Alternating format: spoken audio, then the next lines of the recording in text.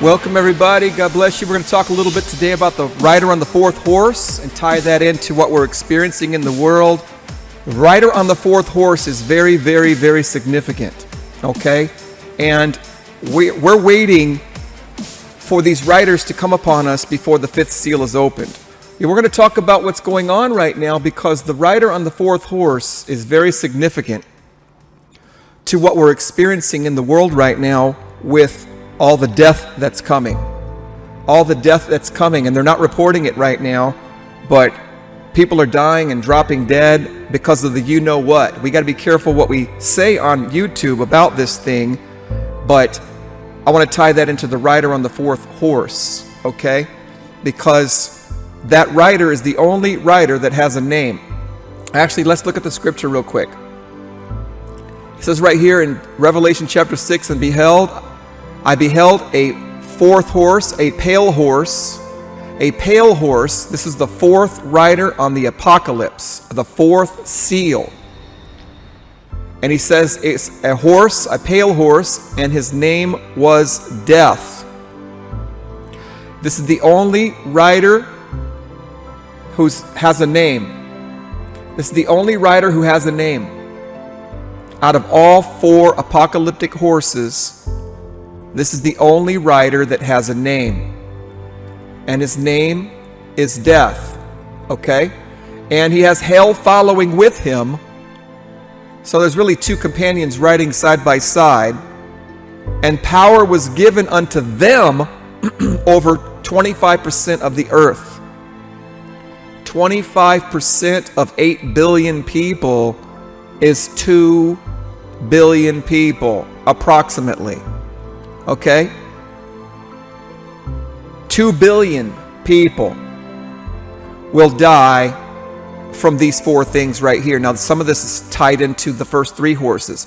This fourth horse is kind of like an exponential acceleration of the first three, culminating in this fourth horse with emphasis and intensity, because the second rider is the one that's starting wars and killing with the sword, right? But here we see it again, right? And then we have the hunger coming from the third rider on the third horse, right? So this rider is repeating some of the things from the other horses, but it's bringing this one here pretty uniquely. This right, if we look up this word death right behind my head here, if we look that word death up, that word death also means pestilence. And I think we should look that up and show you real quick that this fourth horse is going to be bringing pestilence into the earth. Let's look this word up. I'm pretty sure that it does mean that. Here we go. Let's look at this dictionary right here. As you can see, that word death translates into pestilence right here. You can see metaphorically it's used in these scriptures right here to mean plague and pestilence. This is the horse that's bringing in real, true plagues. Now, whether it's man-made or whether it is natural, God himself bringing these pestilence into the world, it doesn't really matter now, does it? Certainly God could use the scientists to release, accidentally or on purpose. Certainly God can use the elite's plan to depopulate the earth for his purpose. If God's plan is to depopulate, you know whose plan it is to depopulate the earth? It's God's plan to depopulate the earth. You want me to show you in scripture where God plans on depopulating the earth? I can show you 50% of the earth will be depopulated. Now the goal for the elite is to depopulate by what? 80, 90, 95%? They won't be successful in that. God will be successful in depopulating 50%. Jesus tells us right here, I tell you, during those days, there shall be 2 men in one bed, one shall be taken and the other one left. 2 women grinding in the field, one will be taken and the other one left. 2 men shall be in the field, one shall be taken and the other one left. Now, this is not talking about the rapture as some have said. This is talking about removing people from the earth. The rider on the fourth horse, the reapers coming into the world and literally depopulating the earth. Okay? And that's what these passages are talking about here in Luke chapter 17. All right? Well, you could take a look at some of this with me here if you want to. And we can see the scriptures about that. I've talked about this occasionally, and I like to talk about this from time to time because it's a very important scripture, what we're looking at here. Depopulation is coming. The rider on the fourth horse is here. He may not be fully developed yet, but he's certainly riding in our lifetime right now. I've never really pointed out the fourth horse until 2020. The year 2020 was the year I saw this rider coming upon our nation and around the world with the lockdowns, with the starvation, with the depopulation plan, with the plagues, with the V-shots and the jabs and all this stuff coming in and what it's doing to people. You can really see that that's tied into the rider on the fourth horse. Let's get back to read that real quick. The rider on the fourth horse, his name is Death, and he's bringing death. And hell follows with him. And one of the ways he's going to be killing is with pestilence. That's what this word death right here means. I just looked it up and showed you. With death, that's with pestilence. All right? And with the beast of the earth, that could also be tied into literally the viruses and mutations and different things that come from animals that infect human beings. That certainly could be part of that, right? So we see the rider on the fourth horse, the only rider who has a name. His name is Death. And he's bringing with him an intensity to kill with the sword, to kill with hunger, to kill with pestilence, and with the beast of the earth. And this is the four ways he's going to take 25% of the earth. Billions of people will die from this horse. Okay? And we're experiencing that. We're going to be experiencing that more and more in the near future, in the very, very near future. Okay? So let's take a look at some of these scriptures I have here. We believe that what we're experiencing with all of these, I can't really say these words on YouTube, but the needles and the whole FDA and the whole thing that's going on with the shots and the whole thing that's going on with the jabs and the whole thing that's going on with all of that secrecy and all those things going on, you can hardly talk about it here on YouTube without getting a strike on your channel. You got to be careful not to say certain things. But that whole thing that's going on since 2028, I believe, has to do with the rider on the fourth horse. Okay? So let's take a look at some of this right here. We're going to look at chapter 6 real quick, the book of Revelation. We're going to take a look at some of this stuff going on here. We're going to see where we're at. Where are we at in this whole thing? This is the book of Revelation chapter 6. This is the outlay of the Great Tribulation hour in one chapter. Revelation chapter 6 literally is the beginning and the end where God's pouring out his wrath at the end of the chapter. It's just a very concise, very generalized view. And then starting in chapter 7 to 19, it goes into details about everything it says right here in this one chapter.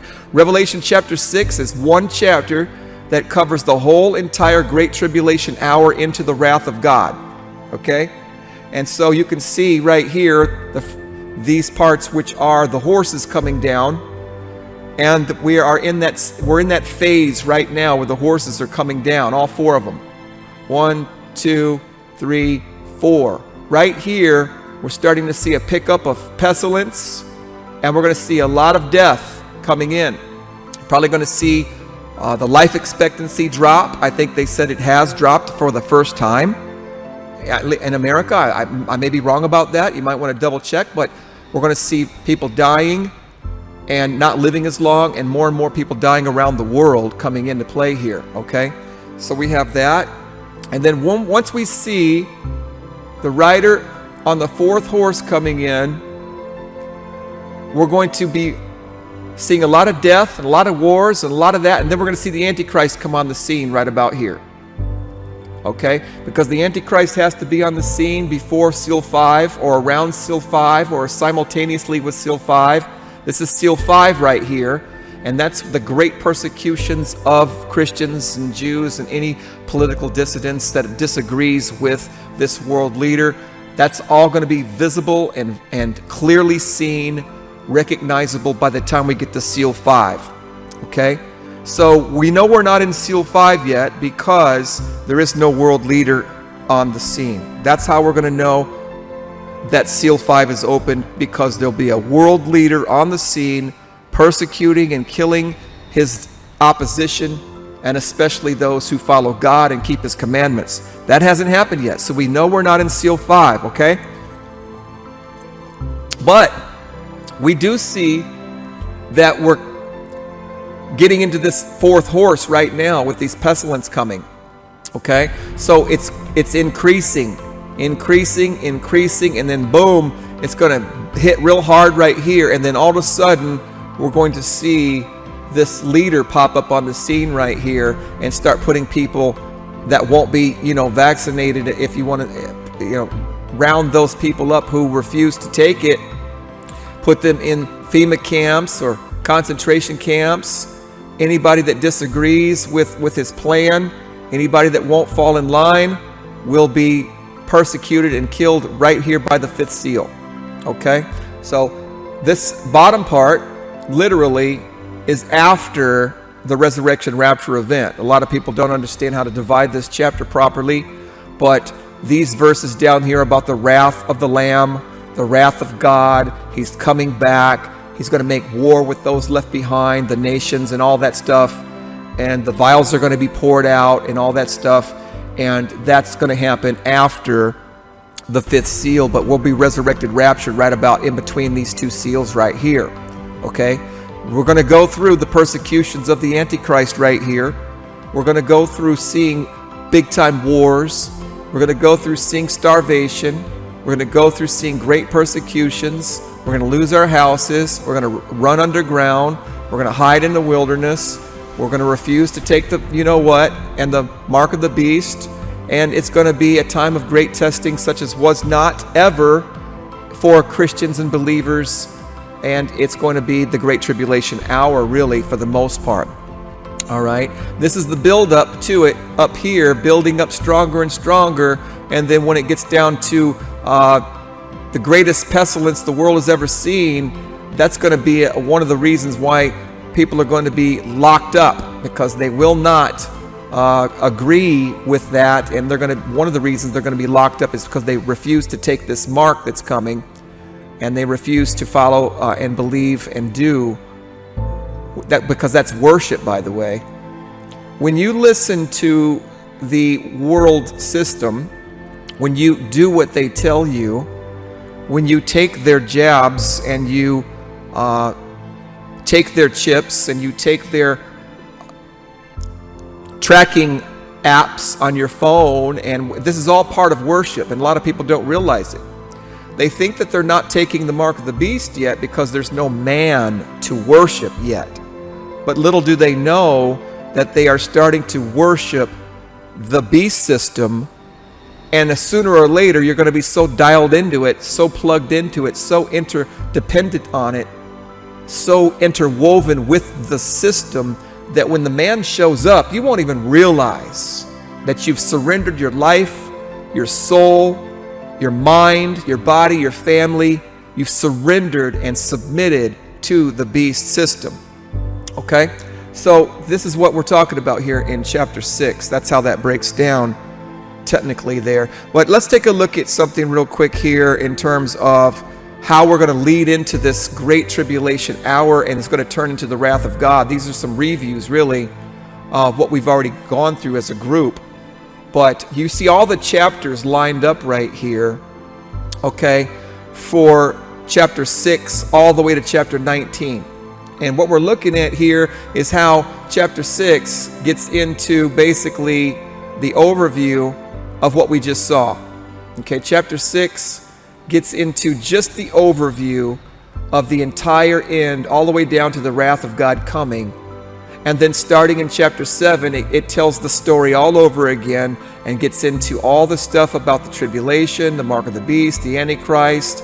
It gets into where Christ comes back and pours out the vials of wrath and makes war with the people left behind into the wrath of God over here in these chapters.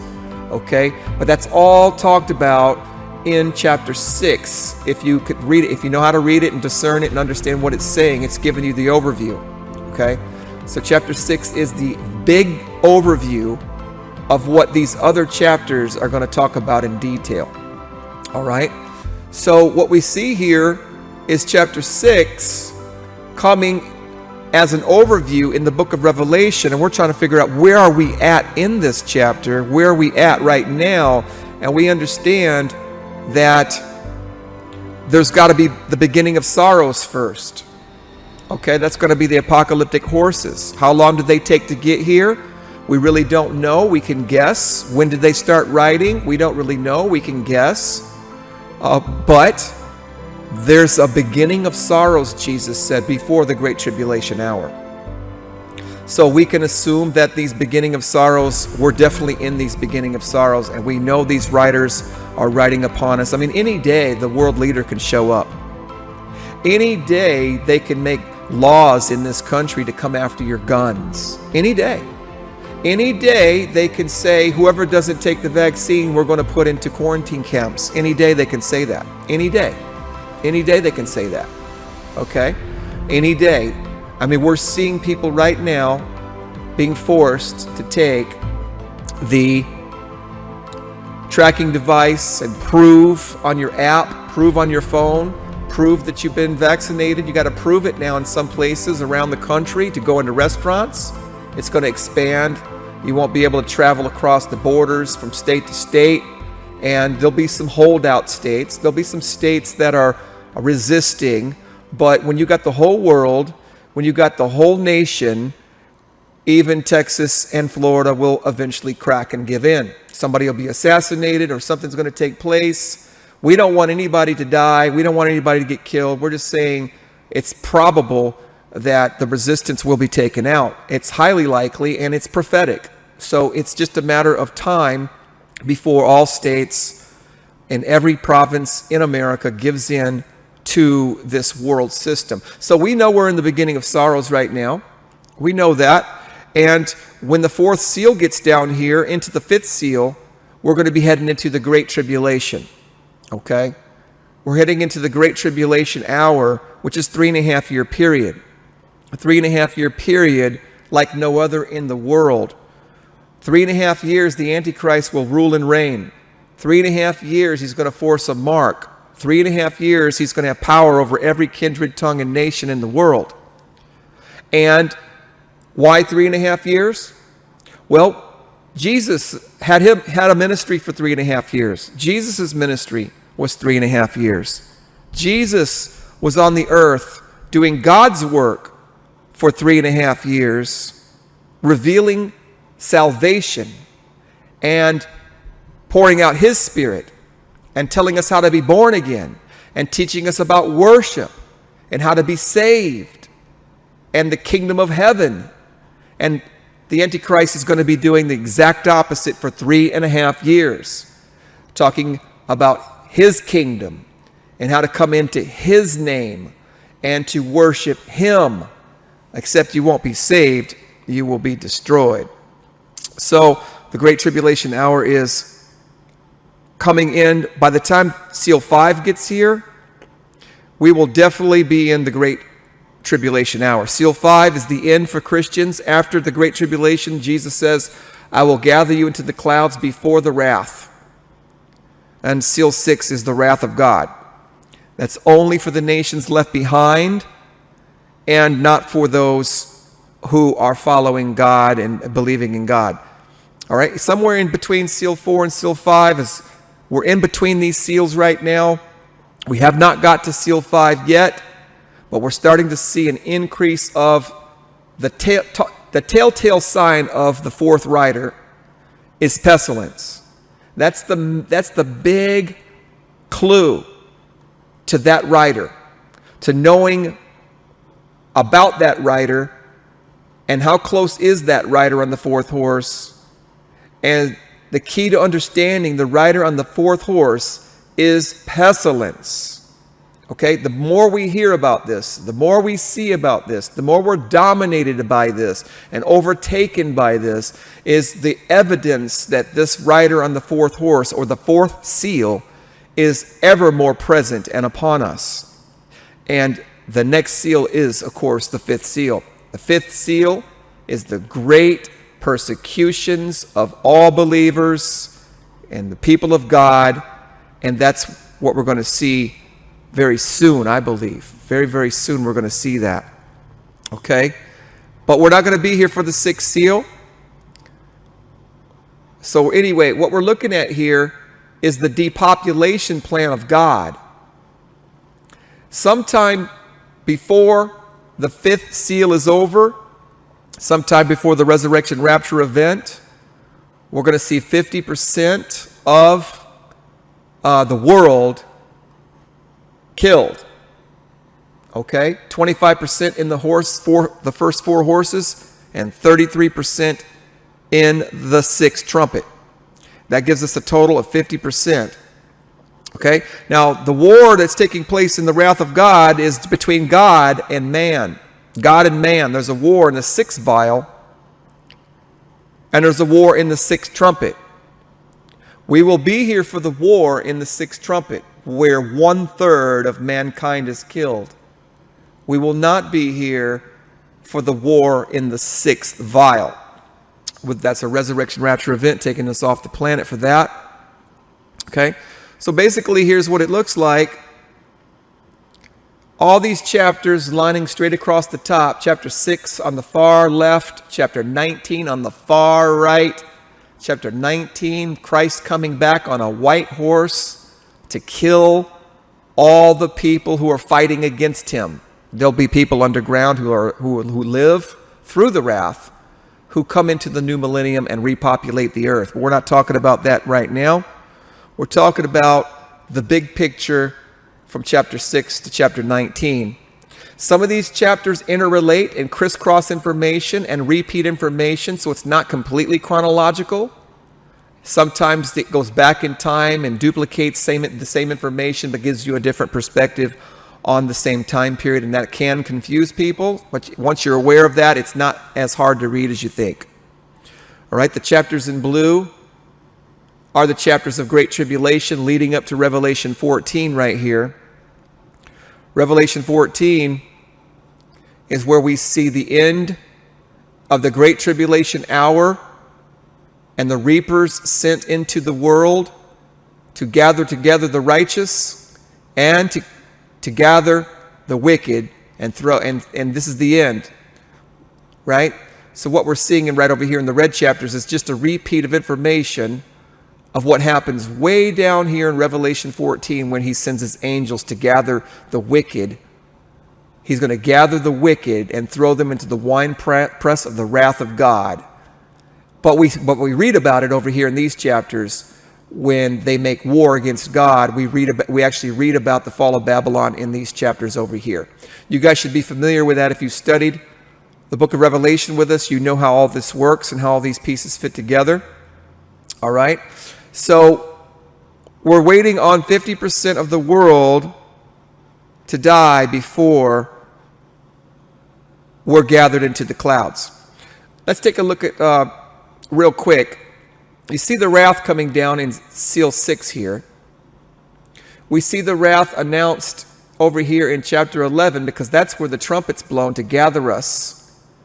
So we see in the book of Revelation how he's bringing the wrath here, right? But before it's completed, he tells us about the Antichrist and some of the things that are still happening in the tribulation. So we still have these chapters to go through before he goes right back into the wrath again on how he's sending the reapers into the world to separate the righteous and the wicked. So these 3 red boxes are all talking about the same time period, even though they're separated by all these chapters. Okay? The wrath that's talked about right here in the 6th seal is the wrath talked about when the 7th trumpet blows, is the wrath talked about when he sends his reapers to gather together the wicked people and throw them into the winepress of the wrath of God. It's just broken up into different chapters, talking about it in different chapters, talking about the same wrath of God here in different chapters. And then we read about it actually happening right here when God pours out the vials of wrath. In chapter 16, he pours out the vials of wrath, and that's still talking about the same wrath right over here. Right over here is when he pours out the vials of wrath. He doesn't pour out the vials of wrath until the trumpet blows and gets us off of there. The seventh trumpet blows, we come off the planet, resurrection, rapture, and that's why it's mentioning wrath here. Before he gets into all the wrath, he goes back and talks about the Antichrist a little bit right here in these chapters right here, and that's why they're still blue, because we're still going to be here during the Antichrist period.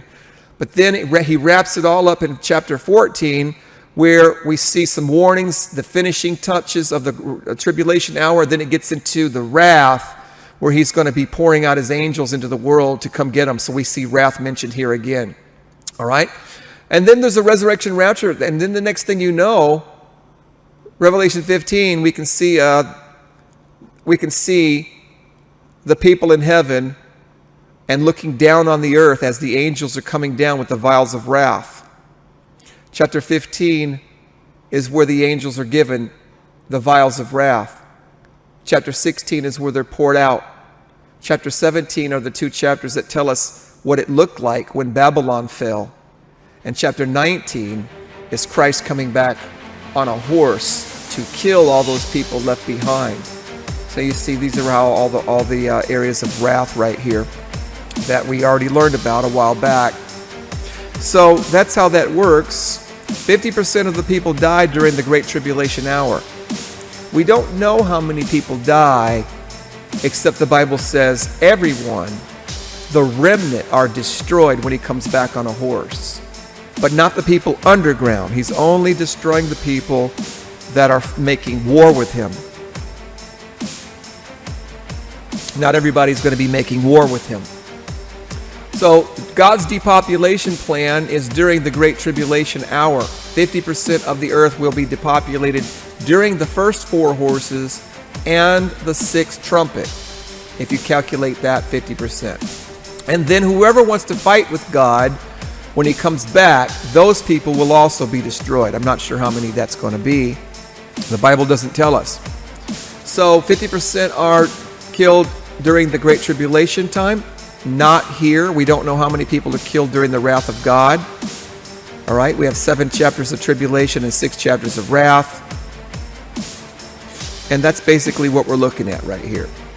That's okay. That's all I wanted to talk to you about.